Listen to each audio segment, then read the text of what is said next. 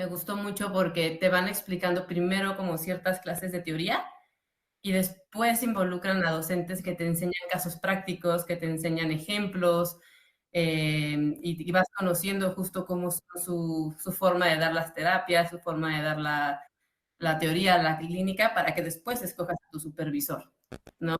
Y esta misma parte de las supervisiones se me hizo algo maravilloso, porque tú justo vas conociendo a los docentes y si ya los conocías, pues ya desde el inicio dices, ah, yo quiero que José me supervise, ¿no? Y después te dedican un grupo.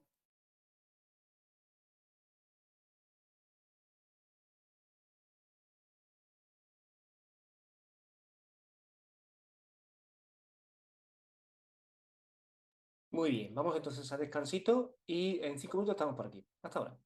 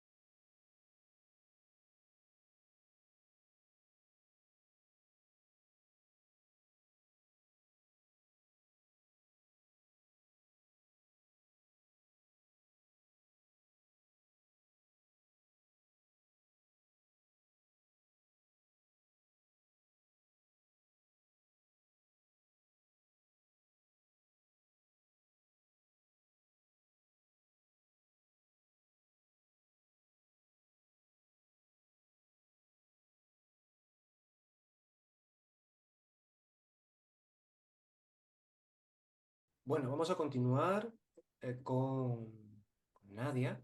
Ella va a hablar sobre el aire y el control de impulsos como problemas psicológicos en la actualidad. Intervenciones útiles, justamente acá. Así que, Nadia, ya está. Yo me callo y todo tuyo. Cualquier cosa me dices. Yo te voy pasando, si te parece, algunos comentarios, algunas cosillas del chat, ¿vale? Cuando tú quieras haces pausas y me dices, José, dime qué dicen. Y yo te lo voy diciendo, ¿sí? Perfecto, muchas Muy bien, gracias. muy bien, muy bien. Como quieras. Am, bueno, tengo que decir que me encanta estar aquí. Me siento muy emocionada y también que tenga aparentemente menos tiempo, porque yo siento que a veces los temas los puedo resumir bastante rápido y luego para extenderme me cuesta un poco más de trabajo. Así que, bueno, pues ahí está. Hoy am, voy a hablar sobre la ira y el control de impulsos, que es una de las cosas que yo he estado como documentándome al respecto. Y un poco me gustaría, ay, ¿dónde está? Mm, un poco responder estas preguntas con lo que vamos a hablar el día de hoy, que espero que tengan, porque son las que yo tuve cuando tuve que preparar esta presentación. ¿Qué es un problema psicológico? Sobre todo porque la ponencia sí es, ¿no? Como los problemas psicológicos en AIDA y todas las intervenciones útiles. Entonces era como, ¿qué es un problema psicológico? ¿Por qué el control de impulso sobre ira es un problema psicológico? ¿Y qué ha hecho específicamente la psicoterapia contextual sobre intervenciones útiles? Pensaba un poco centrarme más en eso porque, bueno, el control de impulsos y el manejo de la ira ha sido ampliamente también documentado, pues eso, como manejo de la ira desde las terapias cognitivo-conductuales. Ya hablaremos un poco más adelante sobre eso. Am, mm, y bueno, empecemos con la primera pregunta. Mm, Aquí hay una foto mía de yo intentando patinar. Ese ha sido mi imperio romano durante los últimos meses, em, porque, y a partir de eso he pensado sobre mucho de las dimensiones de la realidad. Mm, Si nos metiéramos a hablar incluso sobre la psicología en sí misma y el objeto de estudio, no acabaríamos por intentar ver cuál es el objeto y demás. Mm, Sin embargo, la psicología intenta, pues dentro del pastel de la realidad, agarrar un pedazo. Y como psicólogos y específicamente como terapeutas, tratamos de aportar ciertas soluciones a partir de cierta definición de un problema. Entonces, yo pensaba que en esta foto podría explicar pues todas estas dimensiones. Un poco como podríamos hablar sobre la física de patinar, que he aprendido un poco sobre eso estos días.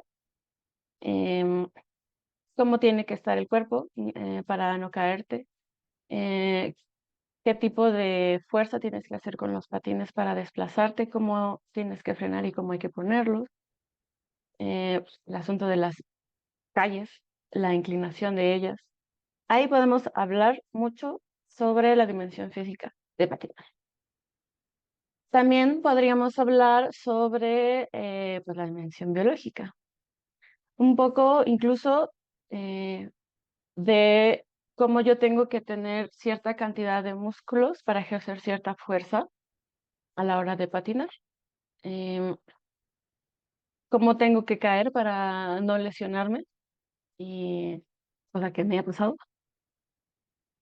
Am, y pues justo cómo puede influir el que yo no haya calentado para lesionarme todavía más. También podemos hablar de la dimensión psicológica de patinar, o cómo es que a través de que hay ciertas condiciones que yo conocía, físicas y biológicas, me caí, me dolió y luego ya no quise volver a patinar en varios días. Am, y cómo se asoció el dolor a patinar y a través de cómo toda mi historia psicológica, pudo eso haberse generado reglas respecto de si es buena idea o no patinar, de el concepto de yo como persona patinando, etc. Mm, También podemos ver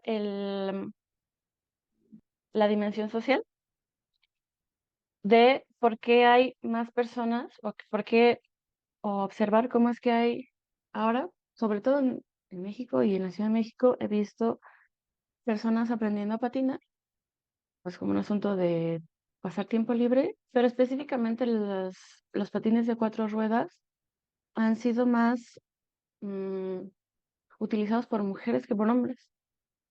Y por hombres, si los utilizan, son más como para patinaje artístico.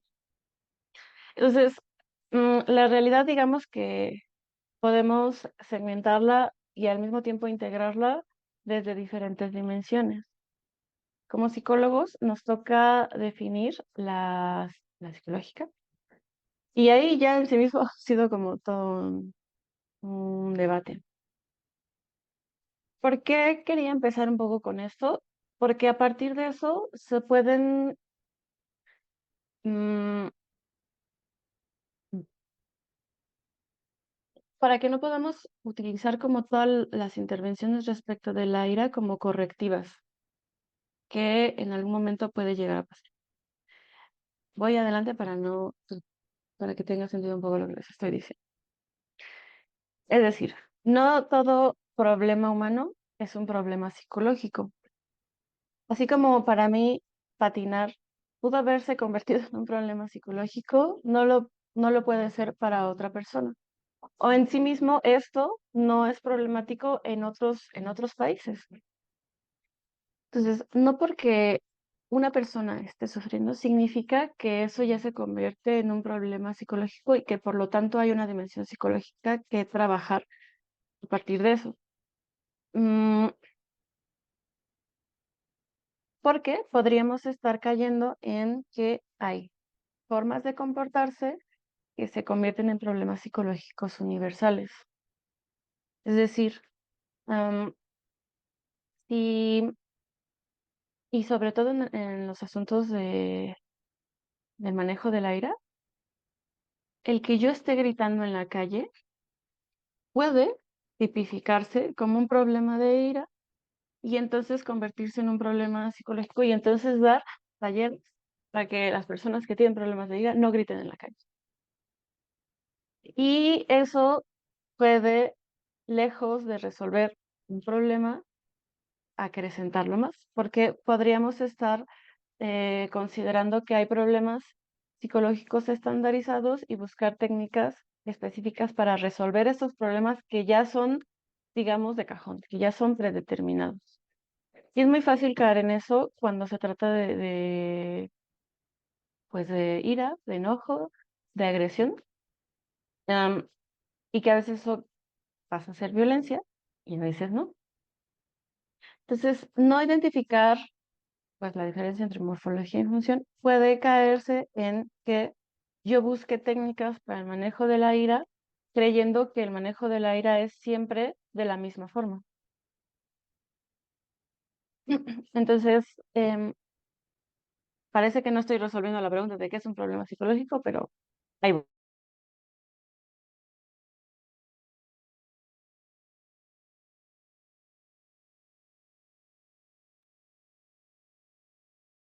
A ver, creo que se ha quedado parada, ¿cierto? Sí, ¿no? Vamos a dar algunos segundillos para que la conexión... Sí, vamos a dar algunos segundillos. Pausando. Ahora te hemos recuperado, Nadia, que Ah, perfecto. se había quedado parado. Claro, esto solamente ocurre en online, en directo no ocurre, ¿os imagináis? Sería gracioso, sería divertido, ¿no? Pero bueno, sigue Nadia. Felicidades. Ok. em, entonces les mencionaba, mm, si asumimos que no hay problemas psicológicos universales y que no todo sufrimiento humano es digno de llamarse un problema psicológico, entonces, ¿cómo lo vamos a definir? Hay algunos autores que lo mencionan como que la característica de un problema psicológico puede ser un asunto de valoración y está en función de que afecta a otras personas o al propio individuo. Y entonces en una misma situación pueden haber diferentes problemas psicológicos, dependiendo de cómo esté afectando a las personas o al propio individuo. a partir de definir al individuo, puede existir uno, pero si ponemos como criterio o eje a otro, el problema psicológico también puede llegar a ser otro. Esto em, plantea, digamos, algunas consecuencias, porque entonces mm, suena como súper subjetivo, de que entonces puede no existir problema. Pues sí, aunque también, que esa es otra área de la psicología respecto de cómo la valoración, que en principio no es espontánea, sino social, puede esto afectar como tal las intervenciones. No es lo mismo morder una manzana que morder a una persona. Obviamente, así de yo ya diciendo que el agua moja. Mm, pero quería hacer énfasis justo en este punto. La morfología no es lo mismo que la función. Mm, morder una manzana puede ser efectivo, puede ser funcional, puede ser no un problema psicológico. Morder a una persona tampoco puede ser un problema psicológico, o sí, dependiendo de ciertos criterios. ¿Para quién esto es un problema? ¿Por qué lo está definiendo por un problema? ¿En qué sentido le está afectando? Y verlo de esa forma es muchísimo más contextual y encontrar técnicas, mm, o incluso no usar ninguna puede ser lo más efectivo en los momentos como psicólogos. Ahora, metiéndonos un poco más de lleno al asunto, em, las consecuencias sociales de ser verbalmente agresivos o expresar la ira de ciertas formas no son las mismas y por lo tanto la valoración no es la misma de acuerdo al género. Incluso el momento de búsqueda de personas que buscan atención porque tienen un problema relacionado con la ira no es el mismo entre hombres y mujeres.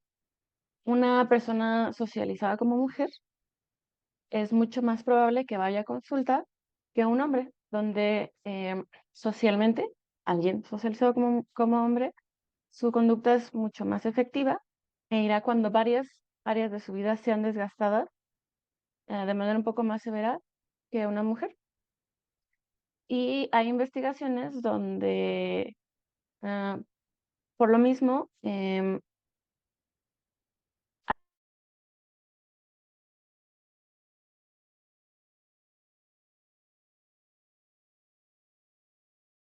Vamos a dar unos segundillos, que seguramente vuelve. ay, qué bueno que me dices, porque no sé hasta qué punto tengo que volver a decir lo que dije. Listo, listo, listo. Continúa. Ah, ok. Y las mujeres pueden puntuar un poco más alto en preocupación como rasgo. Entonces hace que el momento de búsqueda, cuando una mujer siente que está siendo más agresiva y está impactando más su área o que ella no se considera así, más fácil que vaya que, que un hombre. Incluso la disposición a mantenerse en consulta es distinta. Mm, Ahora, si lo que he dado es un poco la definición de qué es un problema psicológico y que a partir de eso se va como ramificando dependiendo mucho del género, dependiendo del lugar, dependiendo de quién lo valore como problemático. Si sabemos esto, ¿cómo es que podemos intervenir en casos que involucran ira o manejo del enojo? Mm, ¿Y por qué es un problema?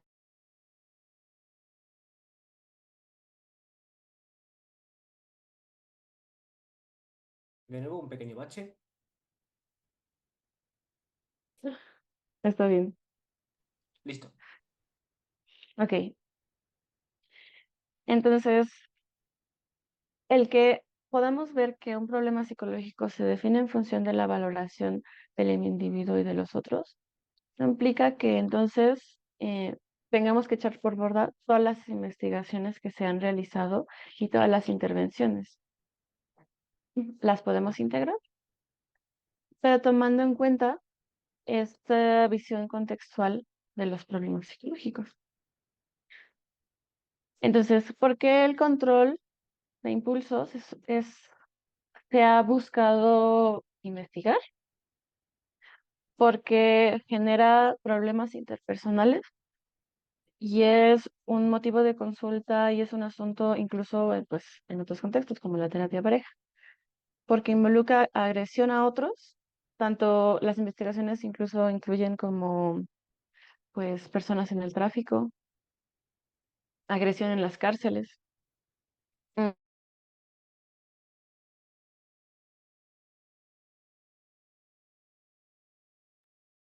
Bachecito. Allá en México ok, tenéis los topes. Allá en México tienen los topes. Estos son topes virtuales, Nadia. Sigue, sigue. está bien. Y bueno, aquí en la literatura había un asunto como de espíritu de venganza, en el sentido de que no considero que sea como un asunto de problema social, sino era como una de las áreas que constantemente está en un individuo, el espíritu de venganza, y que por lo tanto facilitan otros problemas. Mm, si se fijan, tener esta visión de cómo se define un problema psicológico también nos lleva a no querer psicologizar problemas que pueden llegar a ser sociales.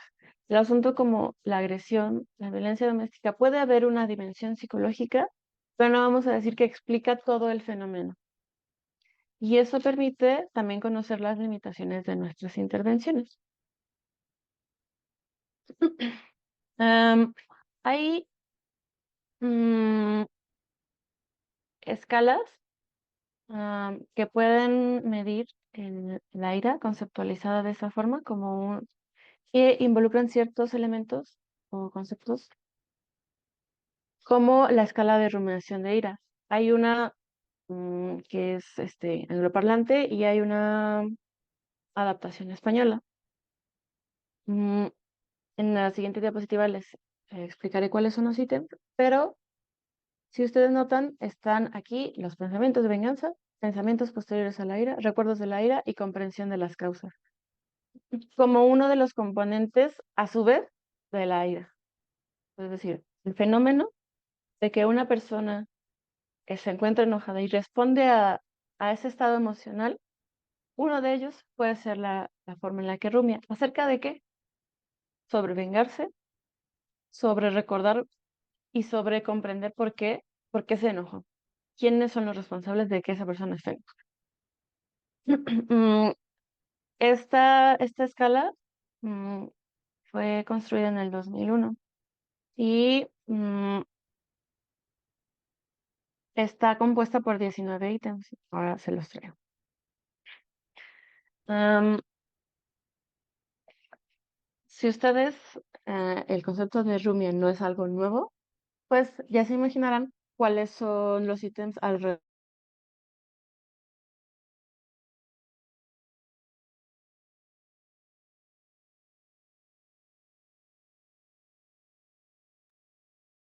Otro bachecito. Le vamos a decir a Nadia si puede cerrar la cámara. O si no, pues tampoco pasa nada, ¿no? Porque cada segundillo, ¿no? Haya así un bachecito, ¿no? Ahí la tolerancia a la frustración, ¿no? De la audiencia también es buena entender. En realidad, todo esto está fríamente calculado para ver qué tanto responden. Para evocar ira, ¿no? Aquí, ¿no? Exacto. Una computadora que no funciona, que no pasa las diapositivas, que no se escucha, que hay que repetir lo Absolutamente. mismo una y otra vez. Sigue cuando quieras, Nadia. Y mm, bueno, a partir de esto, ustedes saben que cuando hay que construir una escala hay que tener cierto marco teórico respecto de cómo se está conceptualizando la ira y específicamente sobre rumiación. Entonces, yo pensaba ponérselas aquí un poco como para darles idea de las escalas se utilizan cuando pues estás en un ambiente muy probablemente hospitalario, un poco más gubernamental, en donde tienes que tener una medida un poco más subjetiva respecto a lo que está pasando. Pero si ustedes trabajan en un consultorio privado, mm, estas pueden llegar a ser morfologías que les den alguna idea de que por ahí algo puede estar pasando. Ojo, no se fíen en que, bueno, ya como esto está, o sea, de, por ejemplo, alguien mm, me recreo en el episodio de ira después de que haya pasado, continúo pensando y peleando con esa persona en mi imaginación. En principio no es algo problemático hasta que afecta a esa persona o a algunas áreas importantes. Muy bien, entonces, mm, ¿qué ha hecho la psicoterapia contextual de intervenciones útiles sobre el manejo de la ira? Mm, Quise no centrarme tanto en la evaluación, que es muy importante en realidad, porque creo que ahí es un pozo sin fondo. Así yo podría darles un montón de ejemplos de cómo preferiría como utilizar las investigaciones que hay al respecto para darles esos ejemplos. Primero, vamos a ver que hay una revisión hasta el 2018, ya hace algunos años, sobre cuáles son las investigaciones más útiles sobre ira y agresión. Y los tratamientos cognitivo-conductuales llevan pues una evidencia abrumadora sobre su efectividad en diferentes contextos. Em, en esta investigación fueron 29 metaanálisis y usualmente la terapia cognitivo-conductual, si ustedes no la conocen, pues involucran muchas estrategias de modificación o pensamientos alternativos de desensibilización sistemática o de relajación muscular progresiva, en el que, bueno, básicamente, si hay aspectos que detonan ira, ah, probablemente tengan que ver con pensamientos relacionados al respecto, hay que modificarlos y modificar también el estado emocional mediante la relajación para que esa persona no escale y por lo tanto no haya agresión. Ha habido efectividad sobre este tipo de tratamientos. Mm, Demasiada. Sin embargo, no son los únicos. En este estudio hubo hicieron pues un tratamiento y intentaron comparar la terapia cognitivo-conductual con la terapia de aceptación y compromiso en estudiantes, en hombres que tenían problemas interpersonales. Y fueron dos grupos con 15 estudiantes cada uno y encontraron diferencias significativas entre el tratamiento de ACT y la terapia cognitivo-conductual, aunque hubieron diferencias significativas estadísticamente, mm, tampoco fueron digamos, abrumadoras como para establecerlo como, bueno, entonces vamos a sustituir la terapia cognitivo-conductual con la terapia de aceptación y compromiso. Esto fue hace algunos años, en el 2021. Lo interesante de esto es que la diferencia en cómo pueden manejar, em, cómo es el tratamiento de diferente. Aquí yo les puse un poco la comparación, que no sé si la logran ver, espero que le puedan hacer zoom. Fueron 7 sesiones. Por un lado, del lado izquierdo está me parece que es sí, la de terapia cognitivo-conductual, y del lado derecho, la de ACT, terapia de aceptación y compromiso. Mm, y de hecho, del lado un poco, pues en la segunda columna, están todas las técnicas. Si, si las logran ver, em, como que justo es muy evidente cómo en la terapia cognitivo-conductual están muy enfocados en la reestructuración de pensamientos, de cómo romper el ciclo y de la relajación muscular. Y solución de problemas, me parece. Mm, Y esto no es que en principio esté mal. Creo que justo hacer la comparación permite ver que ambas pueden ser igualmente efectivas, una más que la otra, y que cuando ustedes puedan mm, encontrarse en el consultorio con este tipo de problemática, mm,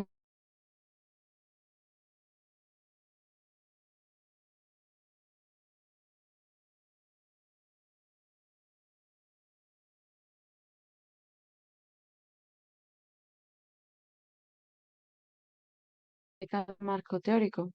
Si yo lo defino como que los pensamientos son el problema, pues los voy a cambiar. Y si no hay no, dice que mi internet es estable, espero que no me haya congelado. Solo un poquito, pero va bien, ¿eh? Va bien. Ok. Si el problema es que no se está reconociendo cuáles son el foco de activación, bueno, pues entonces muchos van a tener que ver con detectar esas señales, con resolver problemas, mm, y con elegir la solución más apropiada. Am, y bueno, por otro lado está la intervención ah, la psicoterapia contextual propiamente, en donde pues, los pensamientos no son el problema. La ira y estar enojado no es el problema. Y como tal, están más centrados en observar cómo es que se configura y identificar como los momentos previos y enfocarse en el momento presente, lo que aquí llamaban la técnica de Facts.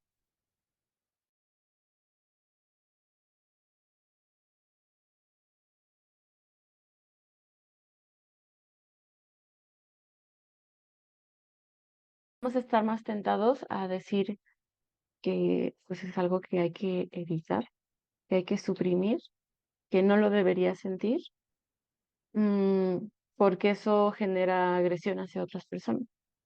Entonces ya vemos aquí que las intervenciones que se han centrado desde la psicoterapia contextual, pues involucran mucho de no pelear con estos pensamientos, con estas sensaciones, con todos estos eventos privados relacionados con la ira. Y se fijan, pues mindfulness, difusión, aceptación, valores y acción comprometida, que son como los ejes de la terapia de aceptación y compromiso, están incluidos también en este tipo de intervención. Mm, Creo que como terapeutas puede resultar un poco difícil, sobre todo si es más aversivo que, por ejemplo, atender a alguien que tiene ansiedad y depresión, donde probablemente el nivel de energía puede ser distinto, puede ser un poco más calmado, hay un poco más de preocupación, pero en el caso de la ira, eh, incluso como terapeuta puedes tener un poco más de inclinación a salir corriendo, salir escapando de... Es un poco complicado porque puedes tener una persona enfrente de ti siendo muy demandante sobre que incluso el que no esté avanzando le parezca injusto y a partir de eso se enoje. Bueno, me estoy desviando. El asunto aquí de esta revisión es que también se ha tratado de explorar la efectividad de ACT en IRA sobre diversas poblaciones y también han encontrado efectividad mm, en militares que pueden estar un poco más entrenados a responder de forma más reactiva ante una amenaza y donde incluso podría pensarse que es efectivo, estás en una situación pues de protección hacia otros. Los veteranos de guerra, que, eh, en ese sentido había una revisión en donde se utiliza, o sea, que estaban diagnosticados con trastorno por estrés postraumático y dentro de uno de ellos pues está el asunto de la agresión. la violencia de pareja, hay niños que entrenan taekwondo. O sea, es decir, como aquí siento que el de la violencia de pareja está un poco como que desentona, pero finalmente también es uno en lo que han intentado investigar. Ay, es este. Entonces, usualmente la intervención está centrada en mm, no, ni siquiera es como detectar un enemigo, sino que ponerte en constante perspectiva de que si estás enojado es porque estás vislumbrando que hay un enemigo que está siendo injusto contigo. Y entonces, incluso en el aspecto de ira, se centra en la habitación como problema.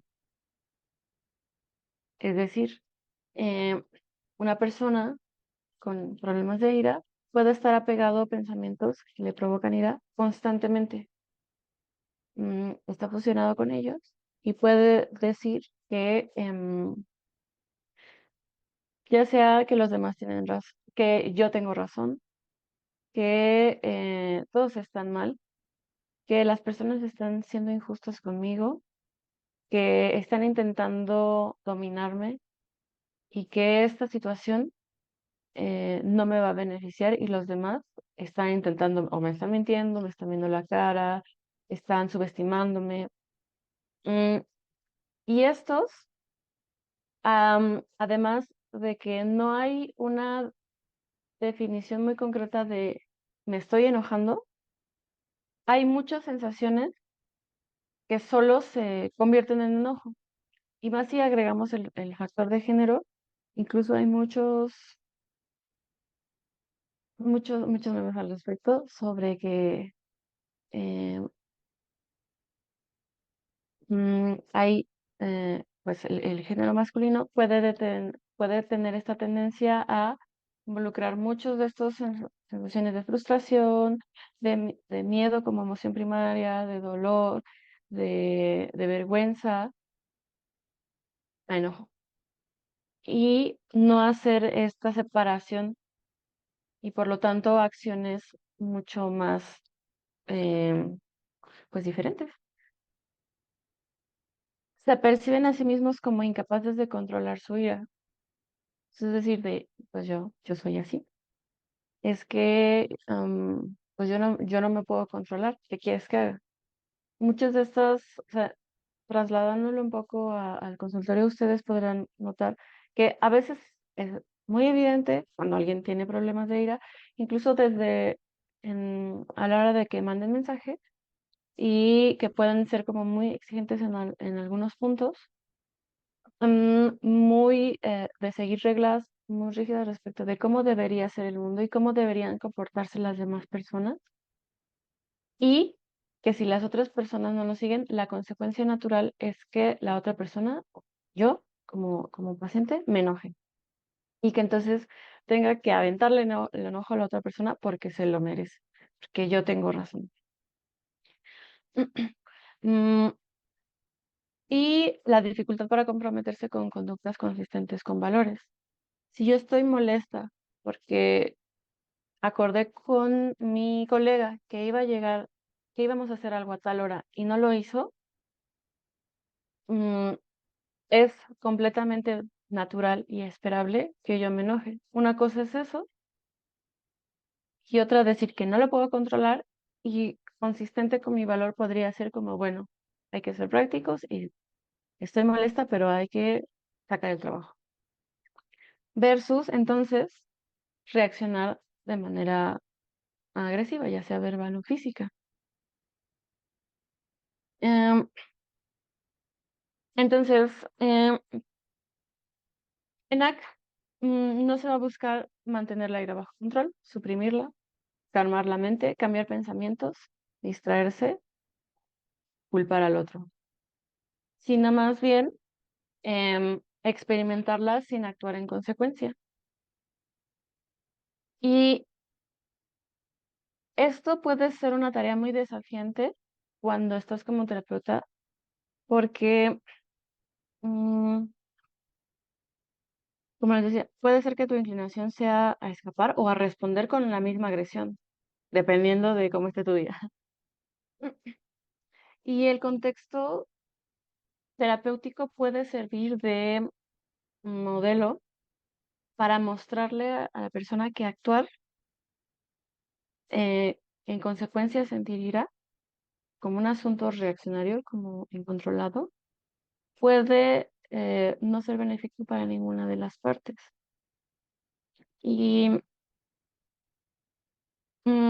muchas de las estrategias, o sea, que van a involucrar justo hacer algunas activaciones pequeñas de que probablemente yo en mi consultorio, eh, y además aquí en la Ciudad de México, está empezando a hacer calor. Entonces, conociendo cuáles pueden ser los factores que pueden hacer que una persona se sienta incómoda, mm, te puede empezar a dar una idea de cómo es que se relaciona con esta experiencia. Por ejemplo, cuando he tenido pues, pacientes, a veces lo que puedo hacer es como levantar la cortina de tal forma que les dé el sol. Y entonces, si me dicen, puedo evaluar cómo me lo dicen. También si no me dicen y se empiezan a sentir incómodos, ¿cómo, cómo lo hacen? ¿Cómo pueden estar luchando con que me siento incómodo, pero no le puedo decir? O si directamente pueden llegar a decírmelo y decírmelo de una forma agresiva. O retardar un poco la sesión a propósito. Mm, ¿Por qué? Porque esto pone a relucir cómo es que ellos pueden reconocer que están enojados y al mismo tiempo, pues poner límites, decirme algo, hacer peticiones. O algo que no se puede controlar, como a veces el calor, aunque haya ventilador y esté la ventana cerrada, o que incluso que yo no lo haya podido controlar y que haya habido un accidente y que haya tenido que llegar unos minutos después de la sesión.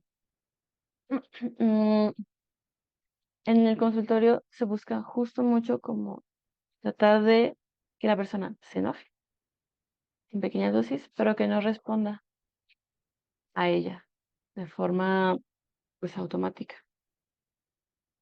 Mm, Más estudios sobre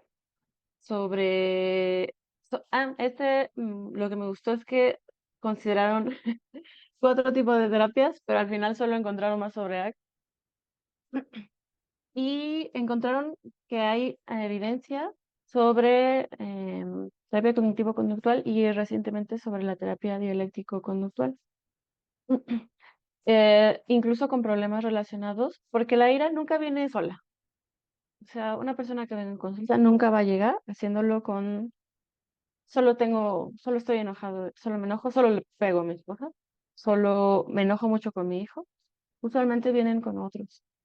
Y también se ha investigado con problemas de adicción,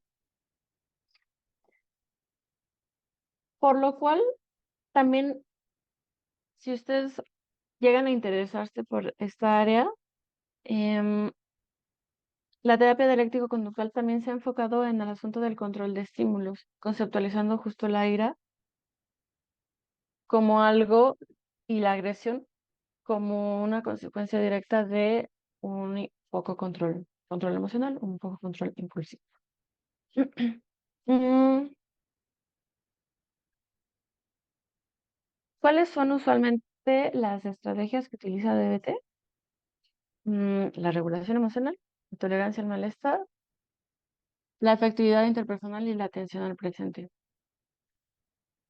Mm, en las revisiones que ha habido sobre agresión y DBT, también han encontrado eficacia, incluso en población diagnosticada con bipolaridad, y que me parece muy interesante que sin importar la población, hay algunas estrategias que parecen ser un poco como de cajón, porque si las vemos de esta forma, casi todos tienen que ver con la regulación emocional, que es detectar señales de enojo, calmar, calmar, no responder en consecuencia y emprender conductas alternativas. Si ese fuera el resumen, ese es el que yo les diría. Y para que no se pierdan, el control de impulsos es, porque veo que ya me está, sí, se me está pasando el tiempo, es el asunto de la regulación emocional. Control de impulsos es igual a regulación emocional. De acuerdo a la literatura, muy probablemente sí. Incluso creo que hay fenómenos como el asunto de la ira que tienen muchos nombres. Manejo de la ira, control de impulsos, autocontrol, regulación emocional, control emocional. Y mm, siguiendo esta misma lógica, a veces eso no es diferente de abordar otras problemáticas que involucran regulación. Por eso es que tanto la terapia cognitivo-conductual, la terapia de aceptación y compromiso y la terapia dialéctico-conductual han encontrado eficacia porque involucran estrategias relacionadas con esto. Mm, algo que rescato de la terapia de la de DBT es que justo intentan hacer este equilibrio entre algunas estrategias de aceptación y otras de cambio. Porque a veces parece que entre la terapia cognitivo-conductual y la de aceptación y compromiso, o modificas pensamientos o los aceptas. Mm, y en el caso de la ira, sobre todo, así como con otros problemas, la, incluso la agresión es efectiva, es contextual, y entonces a veces tocará trabajar en aceptar y a veces va a tocar en modificarlo. ¿De qué depende? Pues depende de todas las variables alrededor. El género, o sea, la edad, em, el nivel de habilidades que tiene y pues los objetivos personales de, pues, de cada persona. Entonces, en resumen, mm, de todo esto que parece que no está conectado, un problema psicológico es valorado individualmente, pero es mediante la afectación a sí mismos o a otros, como se define. AC y DBT son las que han aportado de forma más específica intervenciones útiles desde la psicoterapia contextual, porque no ha habido tanta documentación de otras. Las intervenciones útiles para el manejo de la ira son las estrategias de tolerancia y aceptación, habilidades de control o de regulación emocional y habilidades interpersonales. Y ya, eso es hasta ahora todo lo que quería decir. Muy bien, Nadia. Sensacional, sensacional. Yo estaba aquí poniéndome, aplicándome a Quiniero, ¿no? Para regular mi ira. Bueno, y el dolor, ¿no? Esto también se puede aplicar, ¿no? A veces, ¿no? Mira, aquí tenemos una pregunta. ¿Cómo diferenciar, comenta María del Mar, ¿no? Ese problema de ira con un problema de violencia de género? Si solo vemos a una parte de la historia, ¿no? Esto lo comentabas, ¿no? Al principio, ¿no? Esta diferencia, ¿no? Que podría haber, ¿no? Cuéntanos. Sí, claro. Creo que es algo como, es una duda constante cuando tienes, como dices, además a una sola persona. Y es una duda que yo misma he tenido porque, o sea, que finalmente sí te lo voy a responder. Solo quiero decir que sí es muy difícil cuando tienes a una sola persona, pero la manera en la que lo he encontrado diferencia es a través de qué tanto la persona que sospechas que está siendo violentada tiene capacidad, o sea, libertad o sea, pues de salir de esa relación. ¿Qué tanto el poder está distribuido de forma, pues, equilibrada? Mm, Uno de ellos puede ser que no es el único, pero que una de las personas se enoja y agrede a otra, pero esa otra persona no experimenta miedo. Ahora, el hecho de que no experimente miedo no significa que no esté siendo violentado o violentada. Ese para mí podría ser el primer filtro, ¿no? Como de, ¿y cómo estás sintiendo? ¿Te sientes miedo? ¿Es la primera vez que se lo cuentas a alguien? ¿Has tenido miedo de siquiera decírselo a alguien? ¿Has pensado como en separarte? ¿Qué te ha impedido separarte? ¿Es un asunto económico? Porque incluso ahí podría justo existir violencia porque es como, pues me siento un poco sometido o sometida a que pues, no me puedo ir. Habría muchas más consecuencias mm, aversivas de irme que de quedarme. Y eso ya habla un poco de la naturaleza pues, de la interacción. Entonces, esa podría ser. Incluso cuando me he formado sobre terapia de pareja, justo es como, ¿hasta qué punto esto ya es como, esto como de vilipendio o de que se están polarizando o ya realmente sí ya está siendo, o sea, agresión? Y yo creo que la respuesta tiene que ver justo con eso, con que am, ambos miembros tienen la capacidad o tienen la posibilidad de salir sin que haya más consecuencias aversivas. Eso podría como resumir. Muy bien, sí es, cuando se trabaja también, ¿no? En terapia de pareja es algo que hay que valorar muchísimo, ¿no? Y yo creo que yo al menos trato de hacer lo mismo que tú, ¿no? Valorar la capacidad de agencia, explorar los contextos amplios de la persona, ver hasta qué punto siente libertad, ¿no? O si tiene la capacidad de defenderse, de escapar, ¿no? De esa situación, porque a menudo el maltrato es un fenómeno que va más allá de la agresión, ¿no? Y que implica precisamente, ¿no? Poner a la persona agredida en una situación de indefensión, a la mujer agredida, claro. Esto es importante que se marque la diferencia. Si hay que el maltrato de género se da de hombre a mujer, no, si es a la inversa, no es de género, no es por el género, ¿no? Y esto es importante que se marque, ¿no? Creo yo. Eh, entonces, entonces sí, sí, sí, muy de acuerdo. No sé si tenéis alguna pregunta más, algún comentario, un punto que añadir, Nadia, o si tú misma quieres comentar algo para finalizar. Mm, A ver qué dicen por el chat igualmente, o si alguien quiere tomar voz. Paulina, cuando quieras. Buenos días. Yo me conecté un poquito tarde, pero ahorita escuchándolos, algo que yo también me he encontrado en terapia individual, no de pareja, es personas que vienen, es que mi pareja ya me pidió que viniera a terapia porque me estoy volviendo agresivo o agresiva, porque me han tocado tanto hombres como mujeres, ¿no?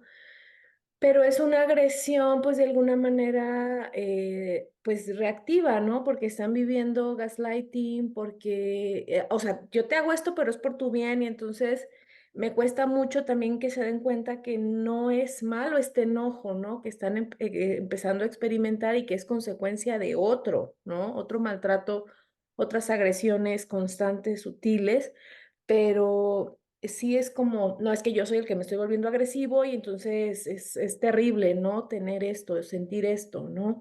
Entonces, y a veces cuando, que a lo mejor los he confrontado un poquito, es como, bueno, es que te están agrediendo, ¿no? O sea, date cuenta de esto y no logran, ¿no? No logran ver que están viviendo violencia y que este enojo es reactivo, ¿no?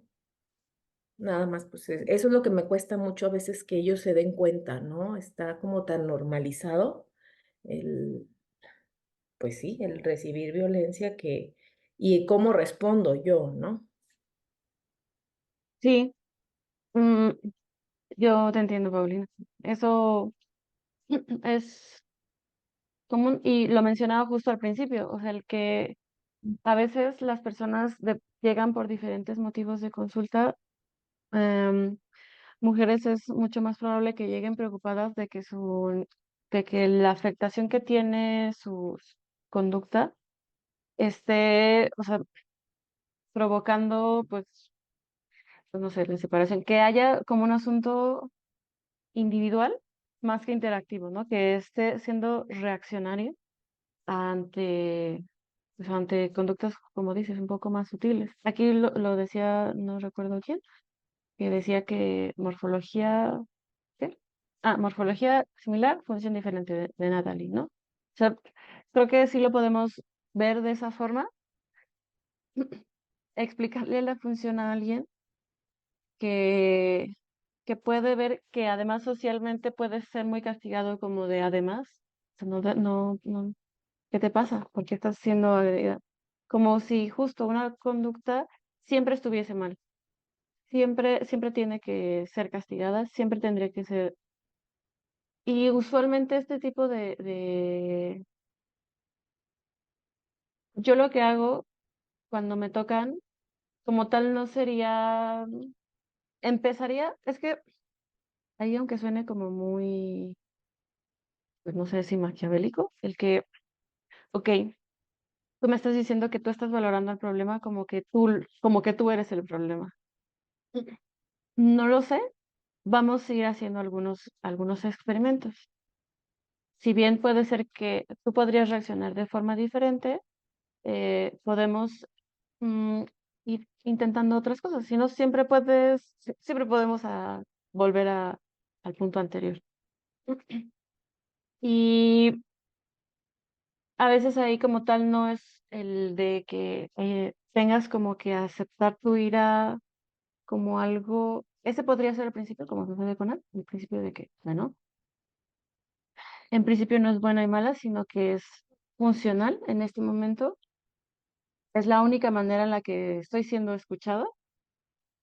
Bueno, pues eh, valdría plantearme la manera, si solo es la única, porque ya vamos a reexperimentar, vamos a intentar hacer nuevos experimentos y si no, entonces habría que valorar, pero yo lo dejo como vamos a primero experimentar, que no seas tú ni yo la que tiene la razón, si lo vamos a ir construyendo como la información y a partir de eso, si no, quiero que estés consciente o consideres el escenario en el que tal vez es la única manera en la que ha sido escuchado.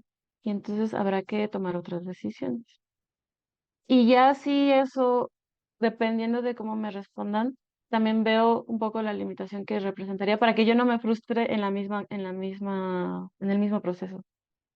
Porque yo también puedo experimentar ira de que, oye, pero es que no eres tú, o ya te dije, y entonces tú terminar ahí como tratando de imponer y no siendo el contexto que moldea de que, bueno, o sea, yo puedo estar frustrada por una situación y también puedo decidir no estar.